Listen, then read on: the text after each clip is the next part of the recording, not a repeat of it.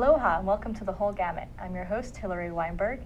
Today, the COP21 climate talks are happening in Paris. I'm here with two professors from UH, Professor Camilo Mora and Professor Stephen Businger, to talk about climate change and why we think this is happening. Welcome to the show.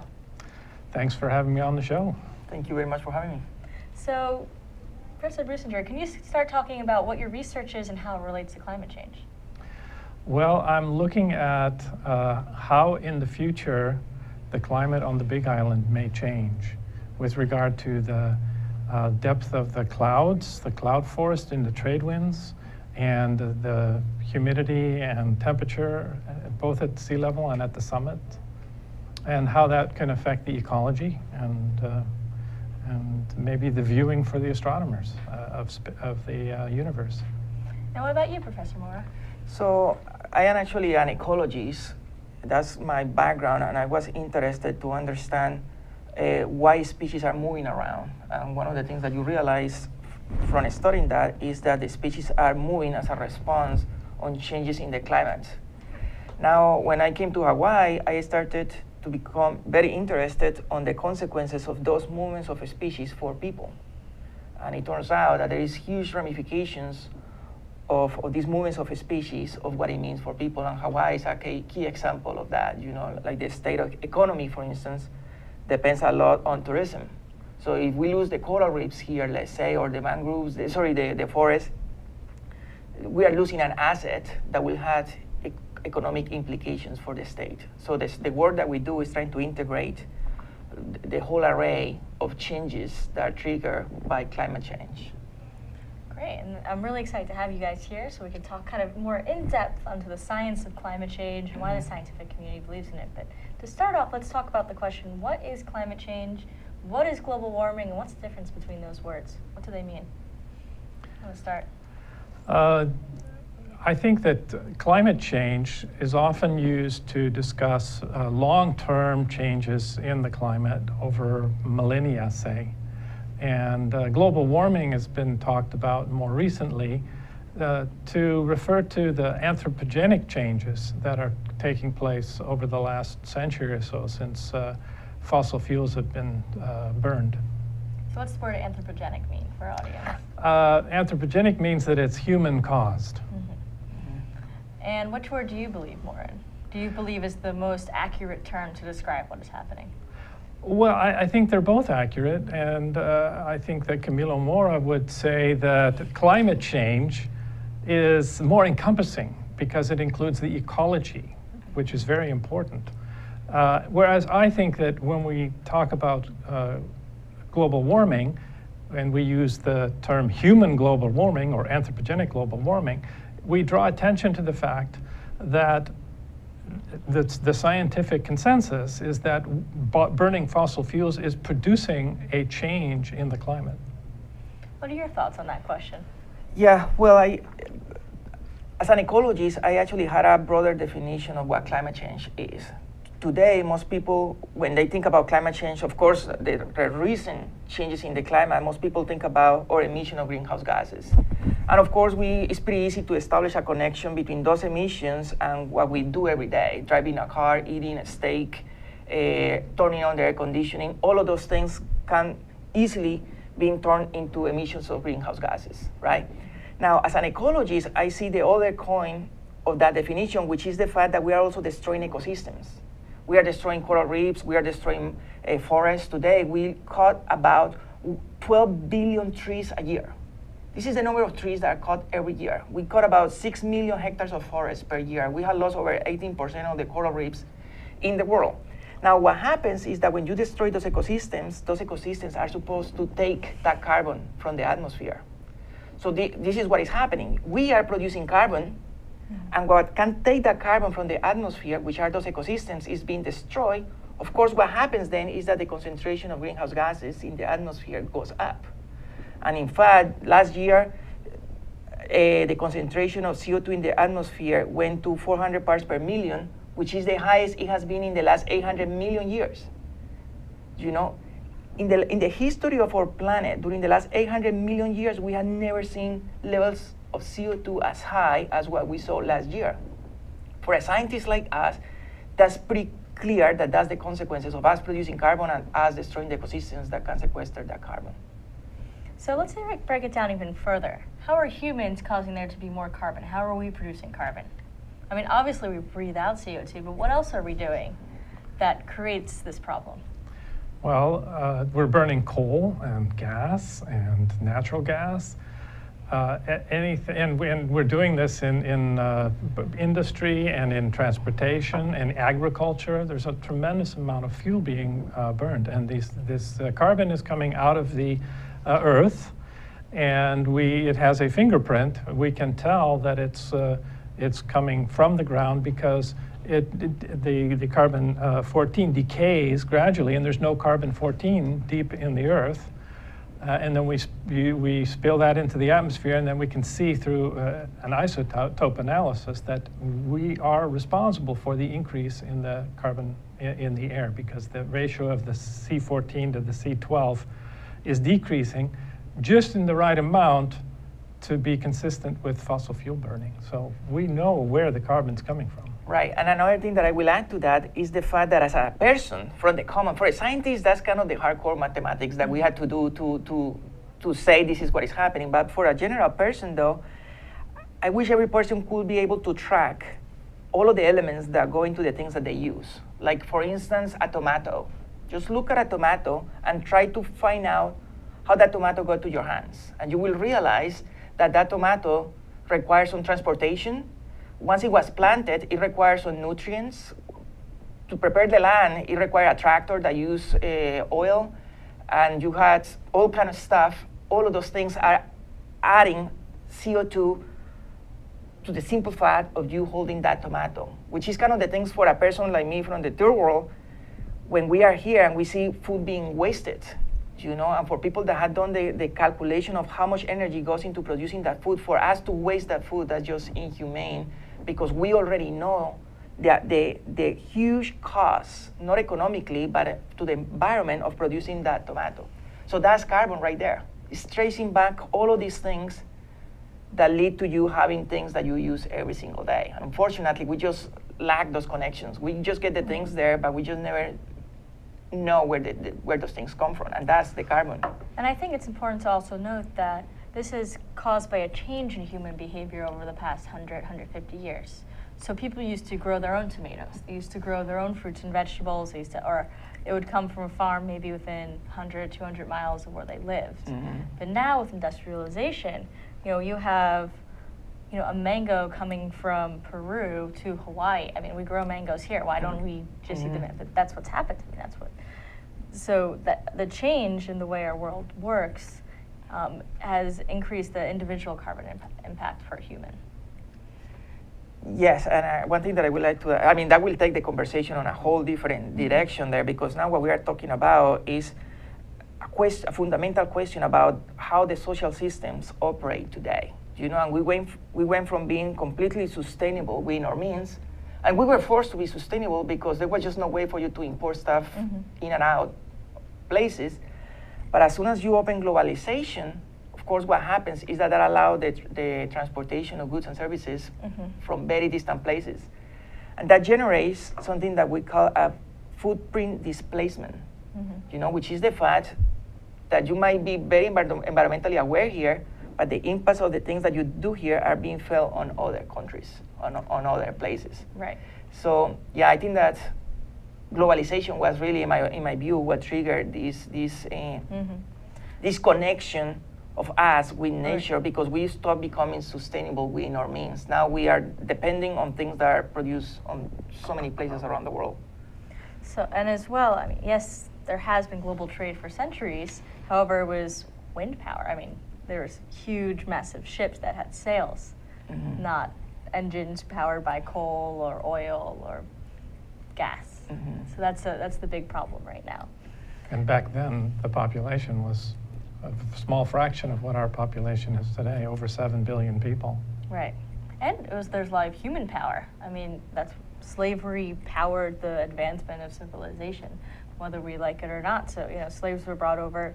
The only reason in England tea has become so popular is because tea was brought from India, and there was plantations and farms in India that were run by masters, and same thing. Then the sugar was brought from the Caribbean, and they brought slaves from Africa, and they're having the slaves work on the plantations in the Caribbean, and that's how tea with sugar, and then milk from somewhere in England, that became the staple of England. So that's how much our countries have changed, our societies have changed over the past couple hundred years. But back to our original topic on climate change and the science and global warming. So why does the scientific community believe so strongly that climate change is happening? I think that's a very important question. It seems when you watch television news that about half of the people that they interview don't believe in global warming, and a half of the people do believe in global warming. And if you look at scientists, the consensus is much, much greater. Probably 99% of scientists today believe in global warming. But there's a couple of interesting points here. One is that science is not a contest. It's not a democracy where scientists get a chance to vote. You can certainly do a poll of scientists, but it's not meaningful. The science itself is what determines what scientists believe. And what I mean by that is it's based on observations. And the reason why scientists are so convinced that global warming is a serious concern is that so many different avenues of evidence, so many different types of data sets, facts, if you will, point in exactly the same direction. They're all pointing towards the fact that anthropogenic global warming is taking place. And so that's why the scientists have this consensus. There are certainly scientists, a few, who have written articles, maybe in the last 30 years, maybe 3% of the papers are not part of this consensus. But if you look at those papers and analyze them carefully, you find that they don't provide an alternative theory which is consistent. They blame this or that, and they do a little cherry picking. They maybe have misconceptions in the way that they use statistics. There have been a lot of flaws found in those few papers that are not part of this larger body of science, which is very converging on this anthropogenic global warming theory. So why do you think so many people, especially in the United States, believe that climate change is a hoax or a scandal, that everyone's banding together and saying there's climate change to make money or something? What do you think this is? Well, it's kind of ironic because it's certainly moneyed interests that stand to lose if global warming is an accepted theory, that are spending a lot of money on trying to displace this theory. And they donate money to campaigns. And our U.S. Republican Party is the only major democratically elected party in the world that I know of that is a climate denying body. And I think that that's a direct reflection of the fact that an awful lot of oil money has gone into their campaigns. Now, one thing that is very interesting about this, though, is that it might sound like us as scientists blaming those people over there, but it turns out that there are economical reasons for people not believing in climate change. And it's pretty easy to understand this when you realize that they have billions of dollars, perhaps trillions of dollars underground.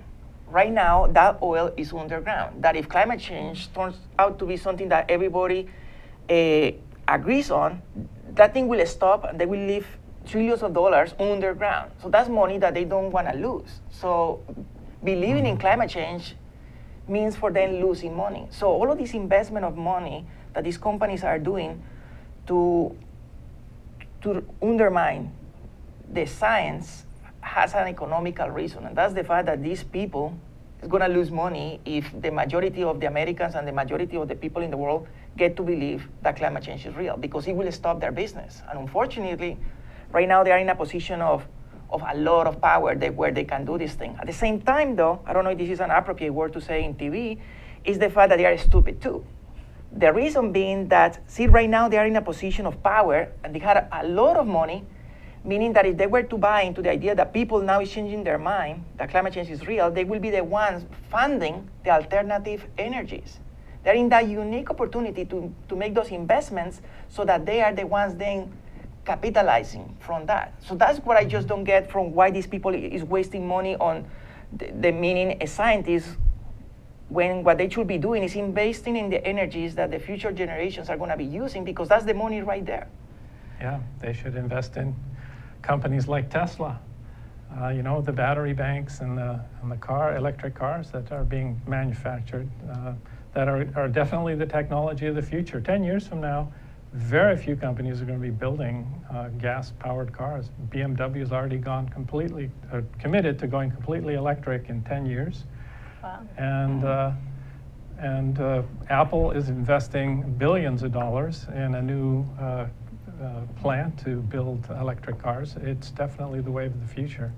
Yeah, I think it's also important to note that not only are major companies around the world looking at climate change as something that's very serious, but all the countries around the world, I mean, there's over 180 countries in Paris right now at the climate talks, including China and the United States, the world's biggest emitters. And China has nothing but gains from continuing using fossil fuels. However, we have to cut to a break now on that point. So we'll be right back, and we'll see you in a minute. Here's the deal. I'm Jay Fidel. I'm the host of Hawaii, the State of Clean Energy, which is the Energy Policy Forum's program on Wednesday. That's how we call Wednesday Energy Wednesday. We call it Energy Wednesday every Wednesday. Are you surprised? Okay, and we get guys like Jim Alberts here from Hawaiian Electric who can tell us what's really going on in energy. We want to be informed. It's so important. It's the most important initiative in our state. Clean energy is major, okay? And that's why we cover it on this show. That's the deal. What do you think, Sharon? I think that's great. That's why we're here every Wednesday from 4 to 5, and we hope you all join us so we can hear people like Jim coming on our show and co-host Ray Starley from Hawaii Energy. Okay, Jim, you've been here today. You've seen this. You heard what she said. What do you think? I think it's a tremendous opportunity for people to come together and talk about the issues. Oftentimes, there isn't a good forum to bring these key issues out into the public, and this is a tremendous way to go about it. And the activity of this show is essential to keep talking about energy because, as you said, it's such an essential part of our lives that we need to pay attention to it and we need to think about the future. Okay, Ray, your turn. Well, this is a special time in the history of Hawaii where we're making some pretty radical changes in the way we use energy and generate energy. And this show is the one place you can count on coming to every Wednesday and hearing something about the latest issues that are on the table, being discussed, that will affect us all going forward. So come join us, and if you have some ideas you want to share with us about energy, give us a call and let us know. We'll put you up here and let you talk for an hour. So come see us. Thanks, Ray. Thanks, Sharon. Thanks, Jim. It's great to be, from ThinkTech's point of view, it's great to have this show. We love the show. It's our most important show. So come around and listen to us 4 to 5 on Wednesday. Thanks a lot. Bye. Aloha. Aloha. Welcome back to The Whole Gamut. I'm Hillary Weinberg, your host. I'm here today with two professors from UH to talk about climate change and why the scientific community believes so strongly that this is a human cause. Welcome back. And so before the break, we were talking about why the scientific community believes in climate change. We have some graphics that we can show that will kind of explain this. If we can go to the next slide. I want to talk about this. Yeah, well, this is more along the lines of now scientists, we are convinced that this is happening. Now what we want to understand is what does this mean for a species and for people? What you are seeing on this photograph here are the expected changes on temperature, oxygen, pH, and phytoplankton. And this is, Steve, the reason why I was saying that climate change, I like the concept more, is because it highlights all of these changes. One of the things that you can see here is that there are multiple changes happening at the same time. There is just no warming, you know? And the analogy that I give sometimes is, imagine me and I'm gonna get into a fight with Mike Tyson, right? There's just no way I'm gonna survive a fight with Mike Tyson. But I hope that because he's only 1-on-1, I can maybe score one punch before he kills me. Now let's put Arnold Schwarzenegger, Bruce Lee, and another big fighter. Any other guy, Right. you know? And now it's the four of them fighting against me. You know, I barely could survive Mike Tyson. What are the chances that I'm going to survive all of these species, all of these other guys trying to kick me? That animation that you saw there is exactly what these species are facing there. See, changes in temperature. The first map there is the warming that they are going to be facing. That's the Mike Tyson in the ocean, because we know very well that the oceans are going to get just too hot for many of these species. To make it more exciting for these species, we are also taking the oxygen. Many of these places around the world are losing the oxygen because of changes in the water circulation. We are making it more acidic, and on top of that, we are removing the food from the oceans. And those are the challenges that all of these species will have to deal with. This is like me going into a fight with 4 guys. I can barely survive one of them. And that's kind of the same thing that many of these species are facing in the ocean. And you can see the challenges for the species to be able to adapt to many of these changes. Now, as for the people, keep in mind that people depend on things that we obtain from the oceans: food, tourism, jobs, revenue. We estimated that there are about 900 million people in the world today whose entire livelihoods could be lost. People that will lose their jobs, their food, and the GDP that comes into the country. To make matters even worse, those people are poor. That's when climate change now moves to social grounds. Because what will happen when people lose their jobs and their livelihoods is that these people will start moving somewhere else. And we know, for instance, today with the case of Syria, you know, actually Syria is a very interesting example, and I'm surprised why more people haven't really made the linkage between that and climate change. Because the whole thing got started on a massive drought in that area of the world. 2 droughts.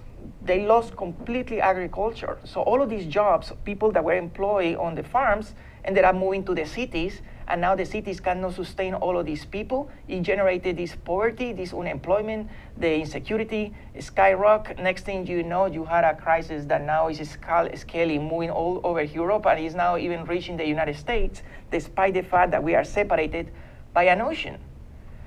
So that is when changes on a species will translate into social consequences there. And I think that the Syria example is a prime example of something that was triggered by a drought that caused a massive loss of employment on those places. And in this analysis that you just saw there, we published and we documented that 900 million people today are at stake of potentially losing their jobs and sources of food, and to make matters even worse, they are poor. Meaning that there will be no other chance other than for that people to move somewhere else. Right. So we better get used to that thing of having refugees coming to more developed countries. Yeah, I mean, this is a problem all over the world. I mean, Syria is the great example of how, how a drought can really have long-term, wide-ranging effects, or just exacerbating any effect. I mean, especially I was listening to a report today about how in China, in the Tibetan Plateau and other parts of the grasslands of China, nomadic life is ending. People can't earn a livelihood anymore by herding sheep and yaks and goats and whatever they were doing.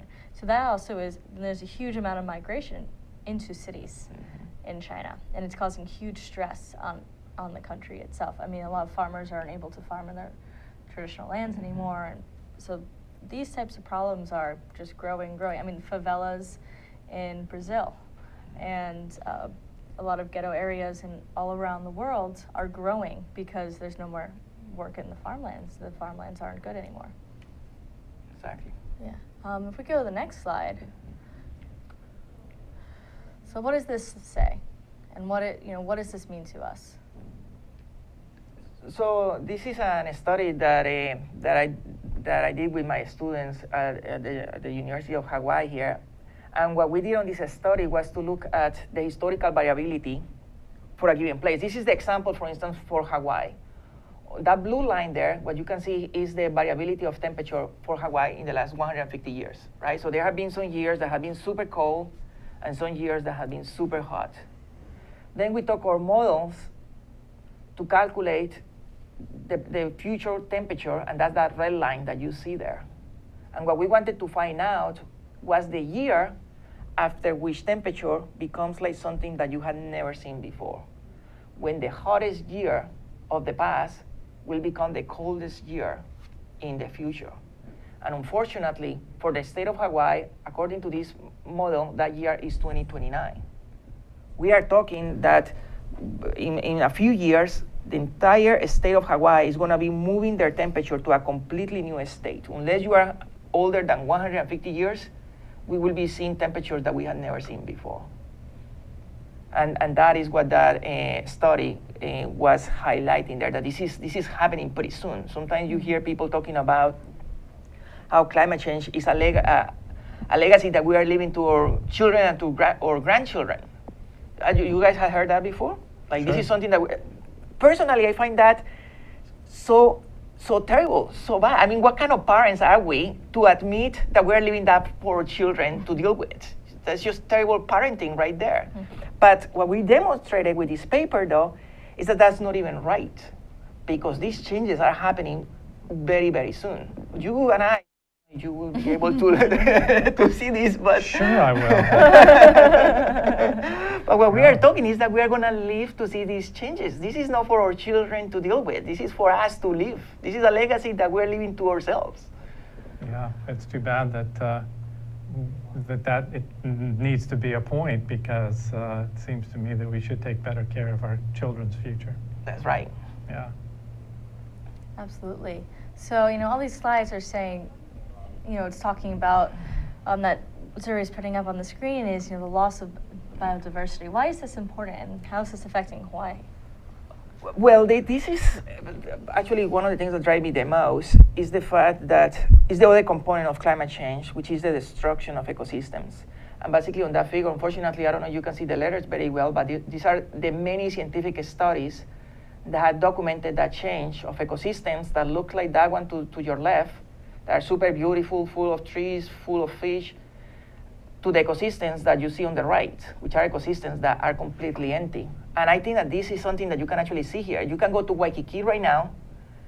The first time that I came to Hawaii, I had this picture of these beautiful coral reefs, and the first place that I went for a dive was in Waikiki. I'm telling you, I was so depressed to go in there, because all what you see is rubble. And I bet those coral reefs were super gorgeous, super beautiful 100, 200 years ago. Now, for me, that's important, is because that carbon that ecosystem was supposed to sequester is not being sequestered anymore. So that is the other aspect of climate change. So it's something that fits itself back, though, because as we destroy ecosystems, we heat up our planet. It turns out that now ecosystems are impacted also by that warming. So what happens is that these ecosystems start declining exponentially, and the end consequence of that decline is that every year we are driving to extinction 20,000 species. The things that you and I do, taking the car this morning to come here, that is causing the extinction of 20,000 species a year. You drive an electric car? No, I actually take the bus. I take the bus. I don't even have a phone, because if we are the ones starting this thing, it had to be done by example. Right. That we can reduce this thing. And it's still, my footprint today is estimated about 3 hectares per year. Living here at the standards that I do will require the productivity of 3 hectares of land per year. I still had a footprint, despite the fact of all of these things that I try to do to minimize my impact. I still consume some energy. The average American consumes 9 hectares of land, the productivity of 9 hectares of land. So what do you do to cut your impact? Well, that is actually very interesting, and that's one of the things that we are doing here in Hawaii, is because there is just no way we will fix climate change by just reducing consumption. As I told you, I try to reduce my consumption, but my footprint is still significant. So one of the things that we are doing here to reduce that carbon is to restore the ecosystems. And what we discovered here in Hawaii is that over 80% of the local land has been destroyed. It's amazing, because you see beautiful trees, beautiful green stuff, but those trees were not there. Those trees are not even from here. And what those trees are doing is displacing all of these trees that were native. All of these trees were introduced here back in the day, and they destroying our ecosystem. So what we are trying to do now with school children from Hawaii is to, one, restore those ecosystems, and now the kids are planting the trees and they are taking care of those trees to sequester the carbon that we are producing. And the project is called Carbon Neutrality, and we are working with DLNR, hopefully with the expectation that we will make Hawaii the first carbon neutral place in the whole world. Today, there is not a single place in the world that can claim it's carbon neutral, and we can do it here. Yeah, you know, Hawaii is interesting because it has a lot of disadvantages. To become carbon neutral, I mean, we get to fly to get anywhere, a lot of things have to be shipped in, but there's also an advantage in being an island is we could make changes and do experiments that other places just don't have the ability to do. And I think there is a lot of interesting stuff happening in Hawaii right now related to climate change and reducing our impact. I mean, including just, you know, on a small scale, the amount of people that have their own vegetable gardens and the amount of people that ride bikes and take the bus. We have a long ways to go, but there are a lot of opportunities available. Yeah, bike riding is a great alternative to using a car or even riding in the bus. You know, if you can ride a bike, that's a great thing to do. But there is infrastructure that needs to be implemented, Right. and there are Bike lanes. There are some bike lanes, though. I think that we need to, of course, start triggering the culture for it, because I drive my bike every night, and it's amazing that they, over Kapiolani, I think, they built a bike line. I don't know if it's Kapiolani or King Street. Anyway, but you take that line, and it's always empty. You know, I go from the university all the way up to Ala Moana in my bike, and on those lines, you barely see one or two other people driving a bicycle. Yeah. So the state is trying to do something there. Now what we need to do is, as a community, to engage But also in those even kind of those activities. bike lanes, it's there. Yeah. On some streets they have lanes, but then others wouldn't. So, and an old commute I had, like, yes, I could have biked. However, half my trip would have been in the middle of a highway, or would have been. No, this is like a movie. Every Right. time that I go home, this is like an adventurous movie. You know, you don't know you are going to lose your life at the end of this thing, because we still need the culture as a game of people respecting the people that is driving, that for some reason cannot take the bike, respecting the bicyclists. And that's one thing that unfortunately we still need to build as a culture here. And I'm telling you that by experience, because you cannot imagine. I mean, it's an adventure every night to take that bike to go home. I'm originally from the Netherlands, which is a real biking wow. country. And he's right, it's a question of culture, because there, if you are a Dutchman, you ride a bike yourself. So when you're in a car, you respect the guy who's on a bike, because it could be you. Right. So that's the difference. And here, most people think that bicyclists are an annoyance, and we just need to get more people to ride bikes. Of all the, you know, the Netherlands, and a lot of the countries in that area of the world, the weather isn't great for biking all the time. It's rainy, it's cold. And in Hawaii, the weather's perfect for biking. I mean, these are just some small examples of, on an individual level, what climate change. The big advantage that a lot of these countries like Denmark and Holland have is that the country is flat relatively. And so it makes biking much easier. You know, we went from the macro to the micro, and unfortunately, we're out of time for today. Okay. But we'd love to have you back to discuss more about the subject. And again, my name is Hillary Weinberg, and I hope to see you soon.